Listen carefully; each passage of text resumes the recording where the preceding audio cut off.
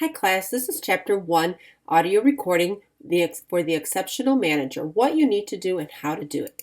In this chapter, we are going to learn about what it takes to be an exceptional manager. What are the 4 functions of management? What role does an effective manager have? What it takes to be an effective manager? What are the skills, the attributes? What are some challenges that we have as managers? And what are the characteristics that we need to be good managers, and how this management process helps us in bettering our career? So management. In order to manage, we need people or some kind of organization or business. This organization can be large, such as General Motors, or it can be small with only a few employees, such as your local mom and pop store. This organization is typically a group of people who work together to achieve some common purpose, and helping those people achieve this common purpose is a manager. Every organization, whether they have 2 employees or 2,000, management is an important skill for any organization. What you learn in this class can help you today at the local coffee shop and tomorrow at a large Fortune 500 company. So ask yourself, what does it mean to be a manager? How might you pursue organizational goals using this definition that we identified for a manager? So think about this. What does it mean to be a manager? And if you were a manager, how will you help your organization reach their goals? One of the ways that management pursues an organizational goals is for them to be efficient and effective. This means that managers need to be efficient in the way they use the resources that they are given. And these resources that they are given include people, money, raw materials, and the like. And they use these resources wisely and cost effectively. In short, managers need to be effective in pursuing the goals, meaning they should achieve results, make the right decisions, and successfully carry those decisions out so they achieve the goals of the organization. So efficiency, we can say, is the most amount of output with the least amount of input. So basically getting the most out of something without putting too much effort into it. This leads us to the definition of management. It is the pursuit of organizational goals efficiently and effectively by integrating the work of people through planning, organizing, leading, and controlling the organization's resources. These 4 items, planning, organizing, leading, and controlling, are the 4 functions of management. So let's see if we got a better grasp of what it means to be efficient and effective. Let's take a look at this question. Burger King decided to add breakfast to its hours of operation in order to increase its customers. This was an attempt to improve the organization's A. So if you answered A, effectiveness, you are correct. Why? Well, effectiveness regards the organization's end. What is that end result that they want? If Burger King is effective, it will increase its customers and therefore increase its income. So the management process represents essential principles in management. Like I said, these are I mentioned earlier, the 4 functions of management: planning, organizing, controlling, and leading. We will go through each of these quite extensively in this book, and if you'll notice how your textbook is set, your course I should say, is set up in units, in 4 units, and it is set up in the 4 units of planning, organizing, controlling, and leading. So it is based on these 4 functions of management. So question 2. Let's go back to this one first. So planning, I'll touch on what the definition of each function is. And then, like I said, throughout this course, we are going to go more in depth into each one of these functions. So planning is basically setting the goals and deciding how to achieve them. So how we have these goals that we want, we're going to plan them, and how are we going to achieve them? So this goal that we have for our organization, we decide on what that is, and then we begin to plan on how we want to achieve it. We then go organizing. So in organizing as a manager, we arrange tasks. We give people resources, these goals that we set, how we're going to achieve them. We're going to set out now to divvy up the responsibilities to different people, resources that we have, so we can get started in achieving those goals. In leading, we motivate. We direct, we influence people, we tell them what they do, how to do it, help them achieve these organization goals, that we set in our planning phase. From there, we monitor the performance. So once we've organized, we've given the tasks to people and what they need to do, we've directed them and how to do it and all of that, it is time to monitor what they're doing. Compare it to the goals that we want. Is what we're doing, is what our employees doing, is it going to help us achieve those goals? And if it's not, we need to begin taking corrective action. So if we thought it was going to take a week and it's taking more than a week to do something, what's happening? So we need to take that corrective action. It's basically and controlling and so forth. This process goes. So in question 2, so based on this brief discussion we just had on the 4 functions of management, let's see if we can answer this question correctly. So Laura runs a sales and expense report at the end of each workday. Which management function is she performing? If you guessed C, controlling, you are correct. Why? The controlling definition is you monitor performance, compare it with its goals, and take corrective action. In this instance, she has a sales and expense report, and she wants to make, what's going on, what is our monitor, did we reach our goals, what are our sales, and all of that. So it is part of the controlling function. So our next discussion will be the levels and areas of management. What type of managers are there? So there are 4 types of managers that we will identify. The first at the top is our top managers. These top managers make long-term decisions about the overall direction of the organization and establish those objectives. They put policies and strategies there for the organization, for the company. Next is middle managers. They implement those decisions that are made by these top managers at the top, and they implement those decisions and policies and the plans and supervise and coordinate those activities with the frontline managers. So the middle managers work together with our frontline managers who make short-term decisions. They direct the daily tasks of non-managerial personnel, and they are responsible for these non-managerial employees, our team leaders, who help facilitate activities toward achieving that goal. So our non-managerial employees basically could be just our employees who are our department managers. Remember, our non-managerial employees can be our supervisors within a department. So let's take, for example, Best Buy.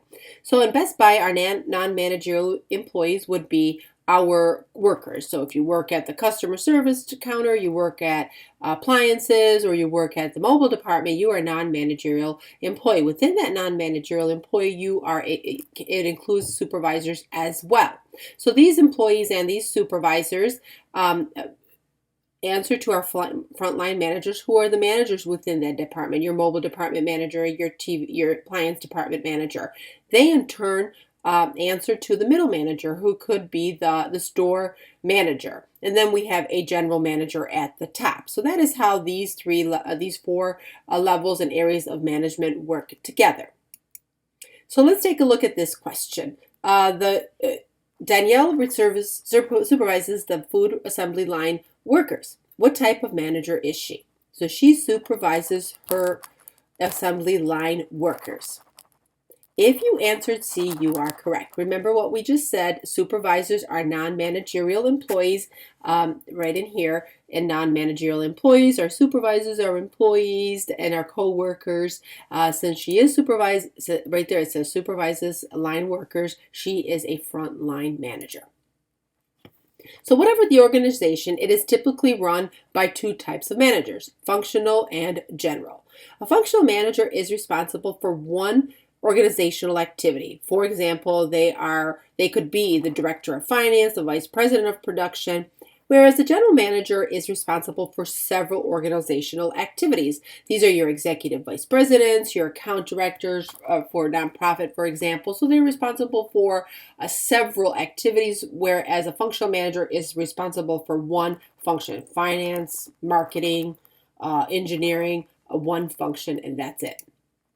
So in general, there are managers for 3 types of organizations. The 3 types of organizations that we'll briefly discuss are for-profit, nonprofit, and mutual benefit. The first one, for-profit organizations, obviously, is an organization that has been established to make a profit. They want to make money, whatever products or services they sell, that's what they are. This is your Best Buy, your Starbucks, your Allstate, etc. Then we have nonprofit organizations. These organizations that offer a service to some clients, but not to make a profit. This is your hospital, your college, your social welfare agency, your Salvation Army, your Red Cross. And then finally, we have your mutual benefit organizations.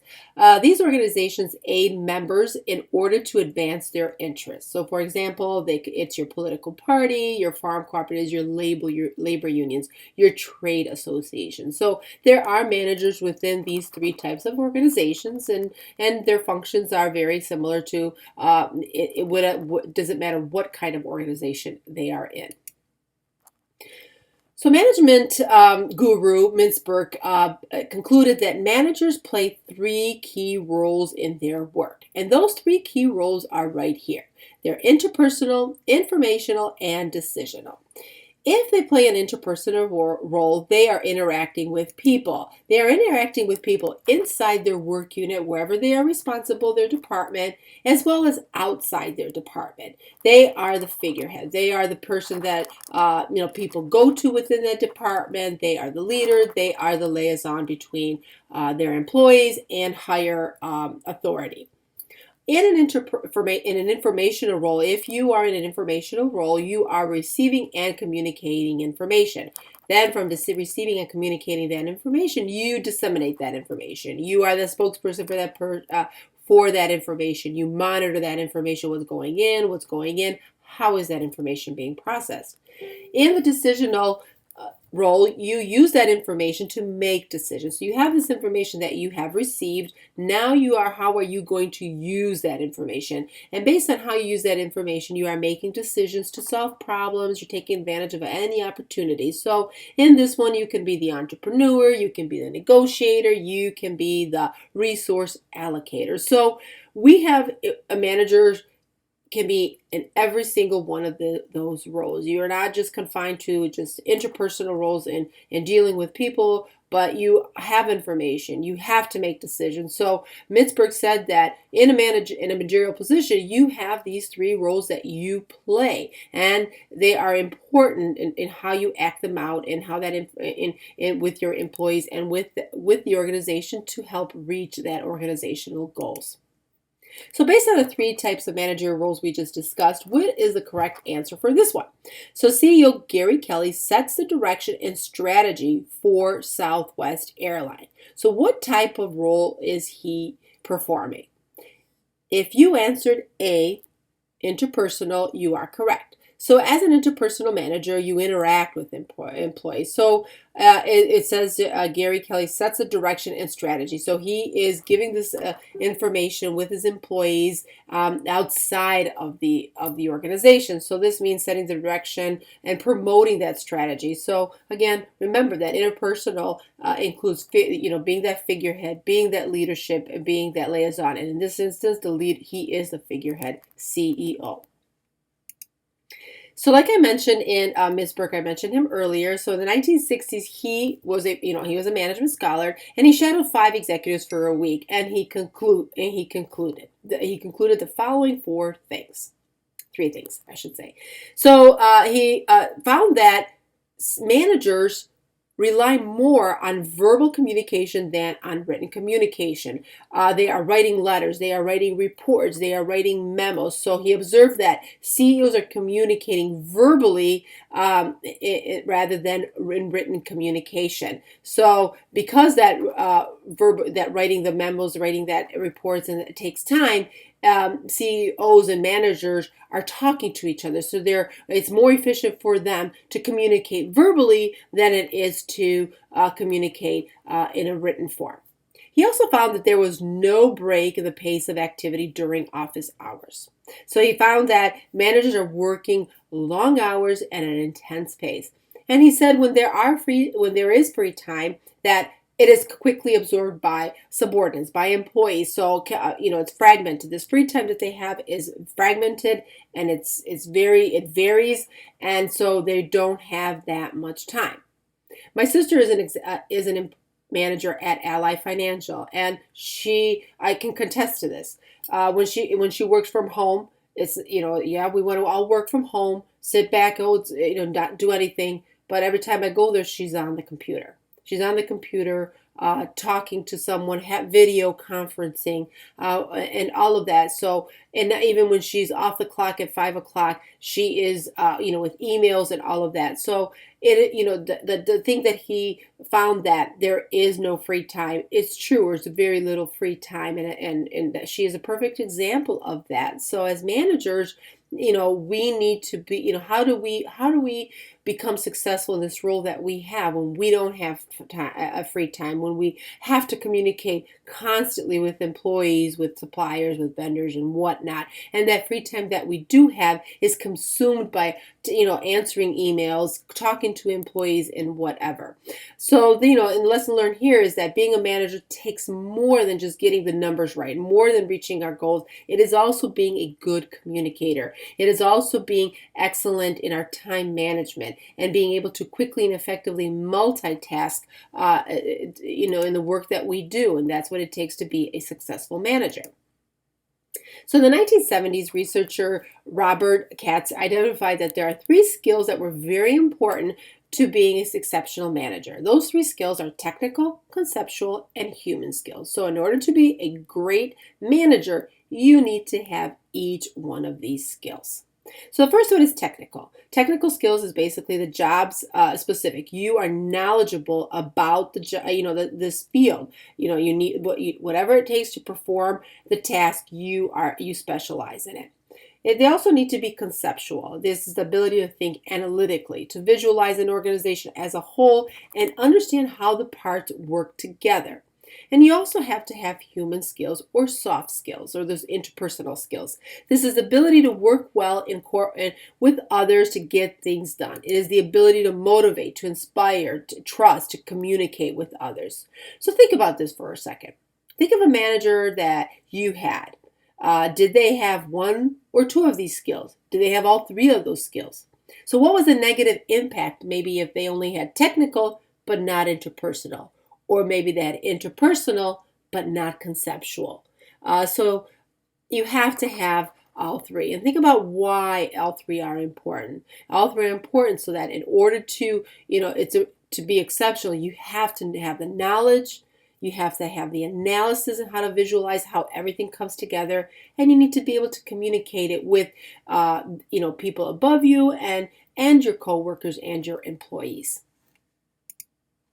So, but there are challenges to being an exceptional manager. In fact, we are going to discuss 7 challenges. So, in our textbook, we have the struggle for competitive advantage. If you want to take a look at it and read it, it's about Airbnb and how it has shaken up the hotel business. How it is example of disruptive innovation that we are going to discuss. And think about what sector Airbnb or hotel do you think that they will prevail in this lodging industry, and why?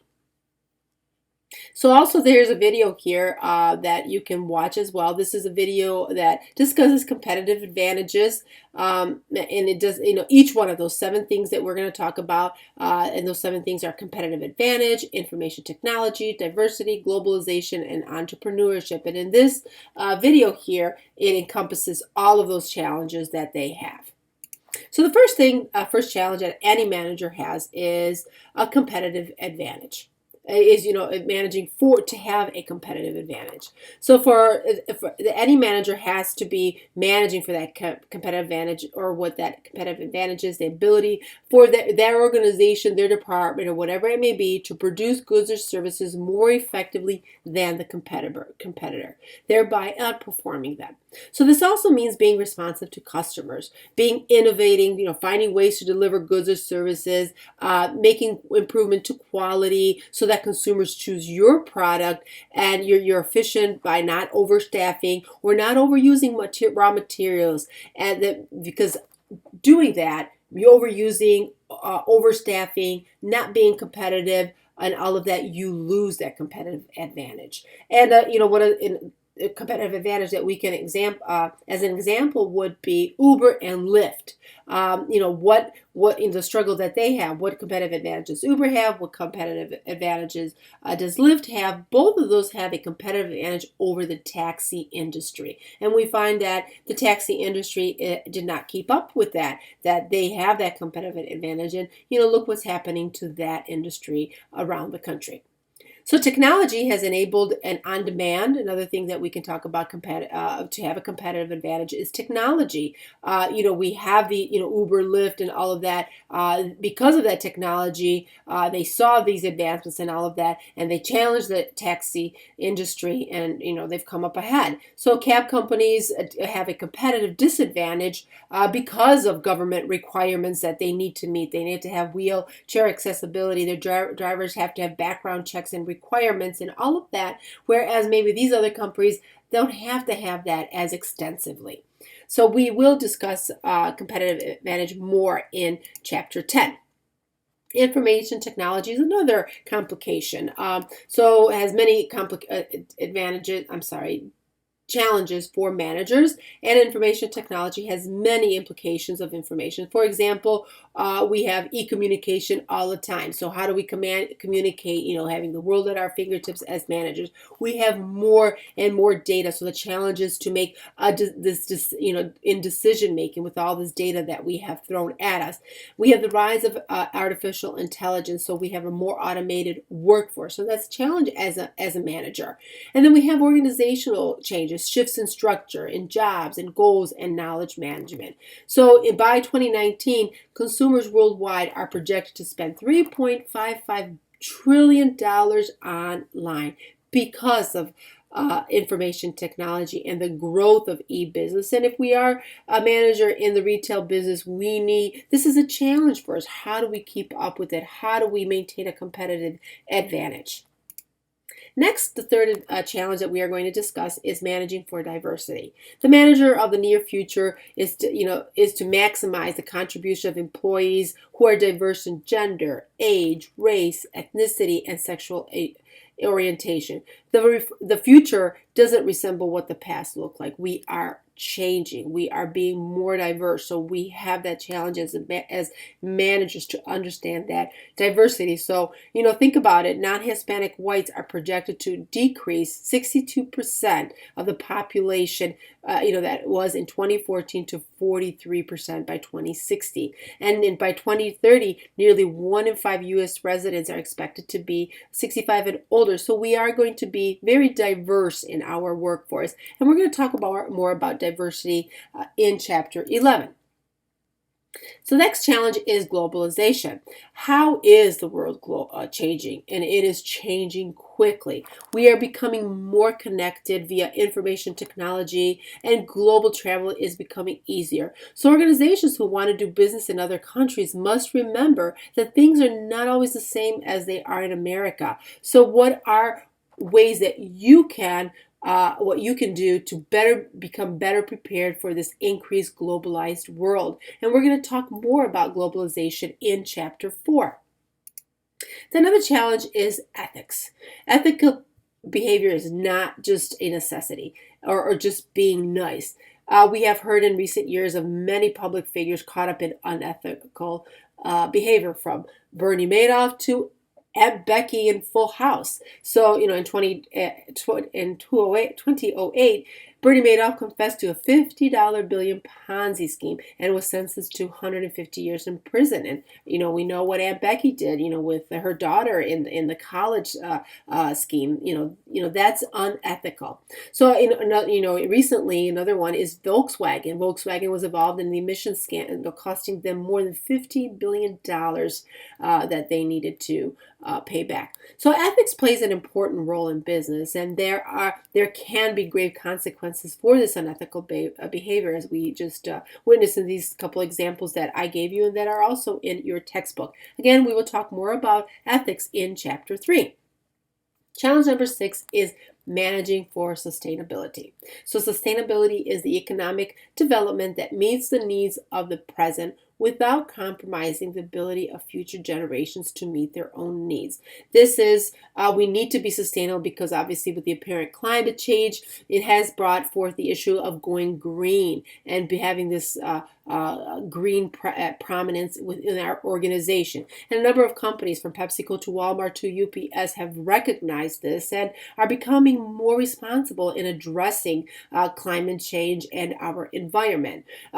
Recently, we heard that Kroger is getting rid of, I think by 2020, they're going to be getting rid of plastic bags. Straws. No straws. California has banned straws. France has banned plastic silverware, any plastic utensils, and all of that. So, many countries, many organizations are being sustainable and watching. This is something that's very popular in being able to be eco-friendly and going green with all the things that are happening in our world. The final challenge we will discuss is managing for happiness and meaningfulness. Happiness and meaningfulness is important to everyone. And this includes managers, not only for your employees to be happy and to be meaningful, but also to the managers. So many people agree that being a manager doesn't make them happy. What do you think that is? Why do you think that is? Why people, that they have talked to said that being a manager doesn't make them happy? Because there are too many meetings, they're caught in the middle with subordinate superiors, they can't do all that they want for their employees, so it doesn't really make them happy. So research shows that the sense of meaningfulness in your life is associated with better health, work and life satisfaction, and performance. So build meaning into your life, and one couple of different ways is by identifying activities that you love doing, finding a way to build your natural strengths into your personal and your work life, and maybe go out and help someone. So after discussing the 7 challenges, let's take a look at this question. John wants his salespeople to use Salesforce to improve their sales. What challenge is he trying to manage? If you answered B, information technology, you are correct. Why? Well, obviously, the rationale behind that is that Salesforce.com will be providing sales representatives with information about sales. Obviously, Sales.com implies IT, and they are a company that specializes in IT management and company management. So in this instance, B is the correct answer. Our focus now turns to career readiness and a brief discussion of how helping us begin to build our skills, our attributes, and knowledge that employers are looking for in employees. According to employees, the 3 largest gaps that they are seeing in employees is critical and analytical thinking. There is very little of that happening. Nowadays it seems like, and what I've witnessed as well from students is, they don't want to, it's like, you give me the answer. There's no connection being made from why. If you're reading something, how does it connect to the bigger picture and all of that, or analyze that information and ask yourself, what does this information mean and how does it connect with everything? So they are seeing a huge gap in that. It is very, very important that we learn to have more analytical thinking and more critical thinking rather than just going on Google and getting the answer. We need to use this thing between our ears.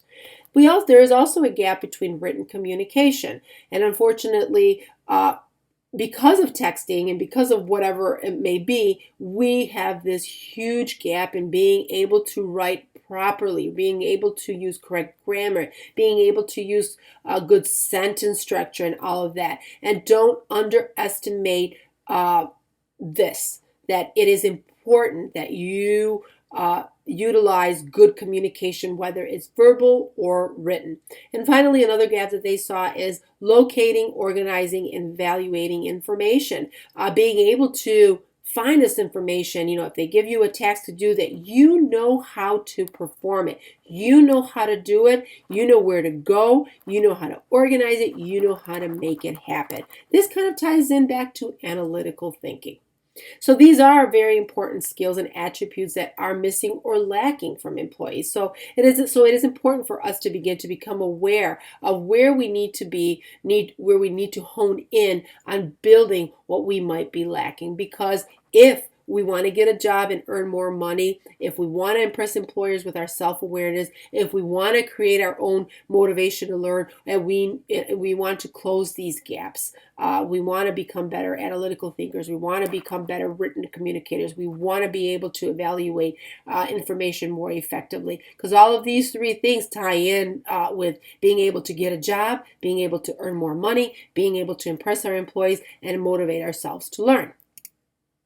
So in the textbook, they identify 4 key categories of competency that should help us become more career ready and or competent. They are knowledge, having the basic knowledge. Employers want employees to possess the basic knowledge from academic to practical. They also want us to have soft skills, those interpersonal, those people skills needed to be successful, needed to be able to communicate, work with others, talk efficiently and effectively and communicate and present and all of that. They also want us to have good attitudes, have a good predisposition towards something. So this will be discussed more in chapter 11. Other characteristics they want us to have is have positive impression among others, adapt to personal and work-related changes. So if something changes, you're easily adaptable to it, and that you have a positive attitude to that, and that you're resilient, in the ability to bounce back from something. If you, from adversity, from something that you think is a challenge, you're able to bounce back from that, and you're able to sustain yourself when you are faced with a challenge. And the research shows that this is a key trait of successful people. Having this knowledge, good knowledge, great soft skills, a good attitude among these other characteristics, that is a key trait to many successful people that you have heard of. So pages 32 and 33 in our textbook, dive deeper into each of these, and you should take a moment to read them. And I highly suggest, refer back to them throughout the semester and beyond, so that you are career ready and, you have the skills that you need to be able to advance in your work. So to help us become more career ready, the textbook identifies 6 strategies that you should do to help to help you. First one is build awareness. So 2 ways to gather the data or information: build awareness, evaluate what your strengths are, what opportunities you have for development. Learn from educational activities. Keep learning, continue to learn. It's always be proactive in learning. Don't just say, I finished this class, that's it, I'm done. No, always learn. As that saying goes, knowledge is power. So, improve your knowledge, improve your soft skills, and other characteristics to help you become more career ready. So in doing so, you can take courses, attend seminars, watch training videos, read books, magazines, and, search the internet for relevant information to help you be more educated. Model others possessing the targeted competencies. Identify a role model or a mentor. Observe people, what is their behavior and all of that. Find a mentor, find a coach. Learn from on-the-job activities. Seek new assignments. Try something different. Request to be a member of the management team at a meeting. Serve as a coach for another employee. Serve as a team leader. Make presentations. Get out of your comfort zone so that you are able to develop each of these skills here that the employers are looking for. Well, this concludes chapter 1 of Management 1010.